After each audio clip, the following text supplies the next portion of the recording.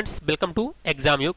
Friends, इस video में हम डिस्कस करने वाले हैं कि माइक्रोसॉफ्ट एक्सेल में अगर आप वर्क कर रहे हैं या करने वाले हैं या कभी अगर आपकी इच्छा होगी करने के लिए, तो इस तरह से अगर आपको प्रॉब्लम फेस होती है तो किस तरह से उसको सॉल्व आउट करेंगे। तो देखिए, जैसे मान लीजिए कि यहाँ पे लिखा हुआ है, रोल नंबर लिखा है, स्टूडेंट लिखा हुआ है और जेंडर, कैटेगरी और कोर्स, टोटल फीस, डिपॉजिट कितनी बची हुई है और उसका स्टेटस। ठीक है, तो जेंडर में आप मेल फीमेल करेंगे और यहाँ पर जो लिखा हुआ है आपका कैटेगरी, ठीक है, तो कैटेगरीज वाइज आपको फीस किस तरह से फिक्स करना है। जैसे कि यहाँ पे अगर कोर्स बीसीए है तो जो जनरल कैटेगरी के स्टूडेंट होंगे तो सभी की फीस सेम होगी और जो ओबीसी के स्टूडेंट होंगे उनकी सभी फीस क्या होगी, सेम होगी। एससी एसटी की फीस, एसटी की वाले स्टूडेंट की फीस अलग होगी, एससी वाले की फीस अलग अलग होगी। तो अगर हम यहाँ पे टाइप करने बैठेंगे, जैसे मान लीजिए कि यहाँ पर जनरल कैटेगरी की फीस अगर हम बीसीए की मान लीजिए सपोज डालते हैं 15,000 रुपये, तो नेक्स्ट जो यहाँ पे इसको हम ड्रैग करेंगे, तो जब ड्रैग करेंगे तो ये सभी में सेम आ जाएगा। तो हमें केवल उनमें 15,000 की फीस करना है जो कौन है, जनरल कैटेगरी का स्टूडेंट है। ठीक है, जो जनरल कैटेगरी केवल उसी में आना चाहिए। और जो ओबीसी का है, तो मान लीजिए ओबीसी की फीस कितनी लगती है, सपोज 10,000 रुपये लगती है। तो जहाँ जहाँ पे ओबीसी है तो सभी की जो फीस है तो सभी पे 10,000 शो करने लगे। और जैसे मान लीजिए कि जो एससी कैटेगरी का है तो उसमें हम देना चाहते हैं सपोज 5,000 की फीस लगाना चाहते हैं, तो जहाँ जहाँ पे एससी कैटेगरी है वहाँ पे ऑटोमेटिक 5,000 हो जाए।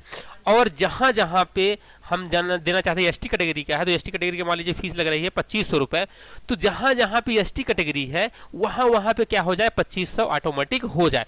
चूँकि अगर हमारा डेटा स्टूडेंट 10, 20, 50 हैं तो ये आसानी से हो जाएगा।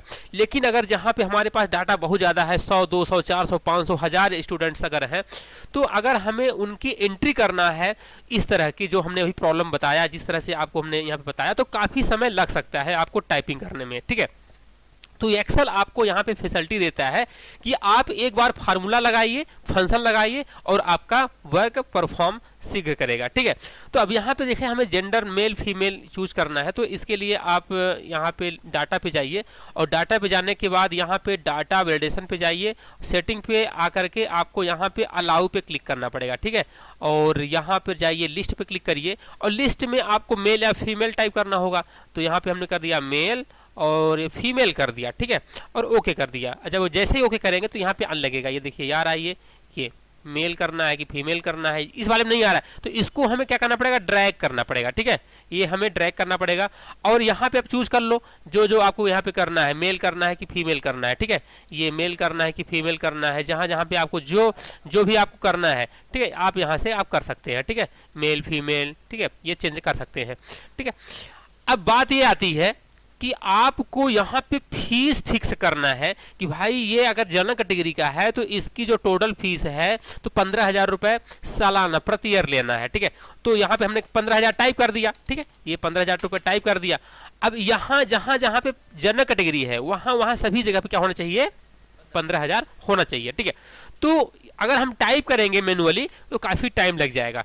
इससे अच्छा ये है कि आप यहाँ पे फंक्शन का यूज़ कर लो। कौन सा फंक्शन, इफ फंक्शन का यूज़ करिए। देखिए, यहाँ पर इक्वल टू लगाएंगे और अच्छा, हम थोड़ा सा ये बड़ा कर देते हैं, जूम कर देते हैं, या 10 से हमने जूम कर दिया।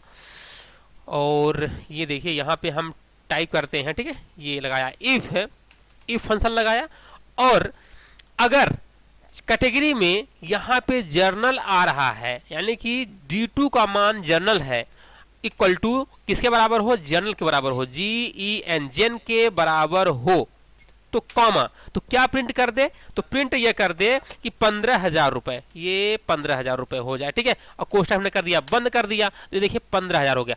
अगर इसको हम ड्रैग करते हैं नीचे की ओर, देखिए हमने माउस पकड़ा और माउस पकड़ के नीचे की ओर ऐसे हम ड्रैग कर रहे हैं और ड्रैग करके छोड़ दिए। देखिए यहाँ पे क्या आने लगा, जहां जहां पे जनरल कैटेगरी है वहां पे जो फीस है कितनी सेट हो गई है, 15,000 ऑटोमेटिक सेट हो गई है। आप यहाँ पे देख सकते हैं, ये देखिए जनरल, जितने भी जनरल कैटेगरी स्टूडेंट है सभी की फीस कितनी सबमिट हो गई है सेट, 15,000। अब बात ये आती है कि भाई जो स्टूडेंट ओबीसी कैटेगरी का है उसकी फीस कितनी सेट हो जाए, हम चाहते हैं 10,000 रुपये सेट हो जाए, ठीक है। तो इसके लिए आपको यहीं पे जाना पड़ेगा, यहाँ पे इसको एडिट डबल, अच्छा सेल को एडिट करने का जो शॉर्टकट की होता है तो डबल क्लिक करिए या F2 फंक्शन की F2 प्रेस करिए, ठीक है। अब यहाँ पे कॉमा लगाइए, ये कॉमा लगाने के बाद फिर कंडीशन लगाइए, इफ यदि यहां की वैल्यू D2 की वैल्यू बराबर हो किसके, ओबीसी के बराबर हो, ठीक है। अगर ओबीसी के बराबर हो तो कॉमा क्या प्रिंट कर दे, तो प्रिंट यहां पे कर दे 10,000 रुपए प्रिंट कर दे, ठीक है। एंटर मारा। अब इसको हम ड्रैग करते हैं नीचे की ओर, ड्रैग करते हैं जहां जहां ओबीसी था यहाँ पे देखिए उसकी फीस कितनी सेट हो गई है, 10,000 रुपए ऑटोमेटिक सेट हो चुकी है, ठीक है ना। ये देखिए अब बातें आती है कि भाई यहाँ पे फॉल्स आ रहा है, यहाँ भी फॉल्स आ रहा है क्योंकि अभी एसटी एससी के लिए हमने यहाँ पे फीस निर्धारित नहीं किया है, यहाँ पे डिफाइन नहीं किया है। तो आइए डिफाइन कर देते हैं। यहाँ पे हम फिर से कॉमा लगाते हैं, डबल कोट के पहले तो कॉमा लगाया, फिर यहाँ पे लिखते हैं यदि इफ यहाँ पे जो वैल्यू है यानी कि D2 की वैल्यू अगर क्या मिल रही है सामने वाले को, यानी कि इस सेल पे क्या मिल रही है, एससी मिल रही है, तो उसकी जो फीस है तो कितनी सेट हो जाए, 5,000 रुपए सेट हो जाए, ठीक है। और कोष्टक बंद कर दिया हमने। देखिए यहाँ पे आपको जूम करके दिखा देते हैं, ये फंक्शन आप यहाँ पे टाइप करेंगे इतना, ये देखिए, और यहाँ पे हमने क्या प्रेस कर दिया, एंटर प्रेस कर दिया। एंटर प्रेस करने के बाद अब देखिए यहाँ पर आपको क्या दिखाई देगा, डबल क्लिक करिए यहाँ पे, ये देखिए जहां जहां पे एससी कैटेगरी था उसकी फीस क्या सेट हो गई, 5,000, ये 5,000 रुपए और ये वाला 5,000 रुपए, देखिए ये सेट हो गया जहां जहां एससी कैटेगरी। अब यहाँ पे फॉल्स आ रहा, क्यों आ रहा है फॉल्स, क्योंकि हमने एसटी कैटेगरी की फीस निर्धारित नहीं किया हुआ है।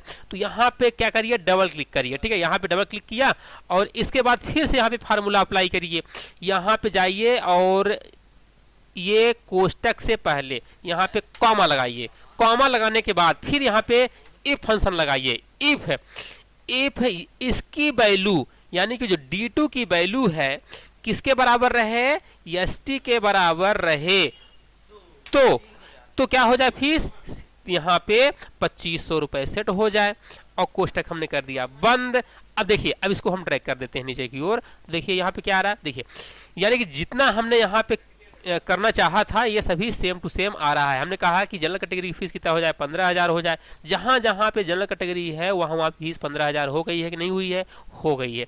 जहां जहां ओबीसी था तो वहां वहां देखिए 10,000 रुपए हो गया है, जहां जहां ओबीसी था वहां वहां 10,000 रुपए हो गया है। जहां जहां एससी था वहां वहां 5,000, जहां जहां एसटी है वहां वहां 2,500 हो गया। इस तरह से हम फीस फिक्स कर सकते हैं, ठीक है। अब बात ये आती है कि स्टूडेंट अगर फीस जमा कर रहा है तो उसकी फीस डिपॉजिट कितना किया हुआ है, ठीक है, तो उसकी भी जानकारी हमें रखना होता है, ठीक है। तो जैसे मान लीजिए कि ये स्टूडेंट 1 ने जो फीस जमा किया, कितना जमा किया, सपोज जमा किया इन्होंने 14,000 रुपए, कितना जमा किया, 14,000 रुपए जमा किया। तो 14,000 जब जमा किया तो उसका शेष कितना बचा हुआ है, तो यहाँ पर आपको इक्वल टू लगाना है और प्रीवियस वाला यानी कि F2 यानी कि 15,000 में 14 हटाएंगे तो F2 माइनस आपको करना होगा G2, एंटर मारिए ये और इसको आप यहाँ नीचे की ओर ड्रैग कर दीजिए, ये पूरा ऑटोमेटिक आने लगेगा इस तरह से, ठीक है। अब देखिए यहाँ पे 10,000 बता रहा है, क्यों, क्योंकि एक भी नहीं जमा है, 10 में 10 बताएगा। ये 2,500 बता रहा है क्योंकि 25 तो लगनी ही है, एक भी नहीं जमा है, तो एक भी नहीं यहाँ पे वैल्यू डाला है, इसका बाय डिफॉल्ट क्या होगा, 0 लेगा, ठीक है ना। तो 0 से घटाएंगे तो वैल्यू उतनी ही आएगी, ठीक है। बात समझ आ गई, ओके। इसके बाद चलिए हम सबकी फीस यहाँ पे जमा करते हैं। मान लीजिए इसकी फीस है 10,000 रुपये इन्होंने जमा किया, मान लीजिए 9,000 रुपये जमा किया तो इतना बता रहा है। इन्होंने जमा किया मान लीजिए कि 3,000 रुपये जमा कर दिया, तो यहाँ क्या बताएगा, -500 यानी कि 500 रुपये एडवांस जमा हो गया, यानी कि 3,000 जमा कर दिया, ठीक है ना। तो 2,500 लगनी थी, 3,000 जमा कर दिया, तो ये क्या हो जाएगा, 500 -500 आएगा, मतलब एडवांस 500 जमा है, ठीक है। तो चलिए इसका हम कर देते हैं 6,000 जमा कर देते हैं, इसका कर देते हैं हम इतना कर देते हैं, ठीक है। सबकी अलग अलग कर देते हैं, ठीक है, ओके। 2,500 इसको कर देते हैं, 2,500 2,600 कर देते हैं, ठीक है, ओके। इसकी कर देते हैं 15,000, इसी तरह से चलिए हम सबकी कर देते हैं, ओके।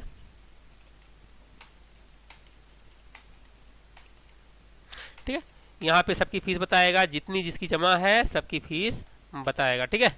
ये देखिए जिसका मतलब कि एडवांस जमा है उसको माइनस में शो कर रहा है। देखिए यहाँ पे 2500 लगनी थी, 3000 जमा कर दिया, माइनस शो कर रहा है। 5000 लगनी थी, 6000 जमा कर दिया, माइनस 1000 शो कर रहा है। तो अब जो जमा कर दिया है पूरे में पूरे जो जमा कर दिया है, 10,000 लगती है और 10,000 जमा भी कर दिया, तो कितना शो करेगा? उसका जीरो शो करेगा। ठीक है, जैसे इसका लगना है 5,000 रुपए, तो 5 में 5 पूरा जमा कर दिया तो क्या शो करेगा? 0 रुपए शो करेगा। ठीक है, ये अब यहाँ पे स्टेटस वाली बात आती है कि भाई यहाँ पे जो अगर जिसका जमा है, जैसे ये 15,000 रुपये लगनी थी, 15,000 जमा कर दिया, तो यहाँ पे शेष कितना बचा? 0 बचा। तो यहाँ पे आप स्टेटस में लिखना चाहते हैं कि फुल पेमेंट, यानी कि क्या हो जाएगा? पेड। क्या पेड आना चाहिए। अब जैसे इस बंदे का क्या है कि 10,000 लगना था, 9,000 जमा किया, 1,000 बचा हुआ है, तो यहाँ पे क्या हो जाएगा? बैलेंस। क्या शो करेगा? BAL, बैलेंस शो करेगा, बैलेंस शो करेगा। अब जैसे कि 2500 लगनी थी, 3,000 जमा कर दिया, 500 ज़्यादा जमा कर दिया, तो ये क्या आना चाहिए? एडवांस। एडवांस कर दिया है। तो अब देखिए आप अगर यहाँ पे 4-6 स्टूडेंट का बना रहे हैं तो यहाँ पे टाइप करना तो ठीक है, लेकिन अगर हजारों स्टूडेंट हैं, 400-600 स्टूडेंट हैं, तो आप कहाँ कहाँ पेड ऑन पेड लिखते रहेंगे। ठीक है, तो आप क्या करो, जिसका बैलेंस 0 शो कर रहा है यहाँ पर रिमेन में, उसमें पेड आए। जिसमें 0 से अधिक शो कर रहा है उसमें क्या बैलेंस शो कर दे, और जिसमें 0 से कम यानी कि माइनस वैल्यू होती है, तो जिसमें 0 से कम शो कर रहा है यानी कि माइनस वैल्यू आ रही है, उसको एडवांस शो कर दे। ऐसा कर दे। तो आइए फंक्शन लगाते हैं इसके लिए। ठीक है, कैसे? यहाँ पे लगाया हमने इफ ये वैल्यू यानी कि S2 में जो वैल्यू है किसके बराबर है? किसके बराबर है? अगर S2 में जो वैल्यू है वो 0 के बराबर है तो वो क्या है? ऑलरेडी पेड है, यानी कि ये पेड कर दिया। देखिए पेड। अब इसको ड्रैग कर देते हैं नीचे की ओर ना, तो देखिए जहां जहां पे 0 शो कर रहा है वहां पेड आ रहा है, जहां जहां पे 0 वहां पे पेड शो कर रहा है। देखिए ये सभी पेड है। अब बातें आती है कि भाई जो जिसका बैलेंस शो कर रहा है, मतलब जिसका 0 से अधिक है, मतलब उसका बैलेंस है। ठीक है, तो यहाँ पे कैसे लगाएंगे? यहाँ पे जाइए, ये कोष्टक से पहले कॉमा लगा दीजिए। क्या? कोष्टक से पहले क्या? कोष्टक से पहले कॉमा लगाइए और यहाँ पे लिखिए यदि ये वैल्यू बड़ा रहे किससे? 0 से। अगर 0 से कोई वैल्यू बड़ी है तो धनात्मक होगी। ठीक है, तो अगर धनात्मक वैल्यू आ रहा है कि वो बैलेंस में है, तो अगर इतना है तो कॉमा क्या हो जाए? Balance, BALANCE, balance. ओके, अब बैलेंस शो करता है कि नहीं करता है? नीचे की ओर आप इसको ड्रैग करिए। ओके, ये नीचे की ओर हमने ड्रैग किया। अब जिसका जिसका यहाँ पे बैलेंस वैल्यू है, बैलेंस शो कर रहा है। अब जिन्होंने एडवांस जमा कर दिया है उनमें माइनस शो कर रहा है। तो जो 0 से छोटी वैल्यू माइनस में होती है। ठीक है, तो यहाँ पे जो 0 से छोटी है उसको हमें क्या करना है? एडवांस उनका जमा है ये शो करना है। तो आप यहाँ पे जाइए, ये यहाँ पर जाइए।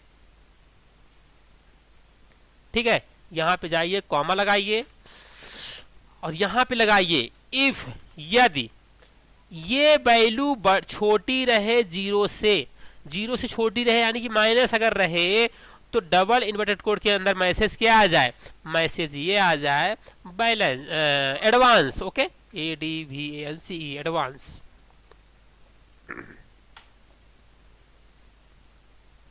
इसको हम नीचे की ओर ड्रैग करते हैं। देखिएगा, ये ड्रैग किया ना, देखिए सभी में क्या आने लगा? जिसका माइनस में शो कर रहा है उनका एडवांस आ रहा है। सही है, मतलब ये बिल्कुल सही है। अब देखिए अगर मान लीजिए कि बंदे की फीस 15,000 रुपए है, जमा किया कितना? मान लीजिए 10,000 रुपए। ठीक है, तो कितना शेष बचेगा? 5,000 रुपए, और ये बैलेंस शो कर रहा है। अगर ये 10,000 रुपए लगता है, 10 में 10 पूरा जमा कर दिया, तो ये पूरा पेड बताएगा। ठीक है, ये 2500 में 25 जमा कर दिया, इसका पेड बताएगा। ठीक है, इतना। ओके, इस तरह से हम ये कर सकते हैं। ठीक है, इसमें कोई doubt? Okay, thank you for watching.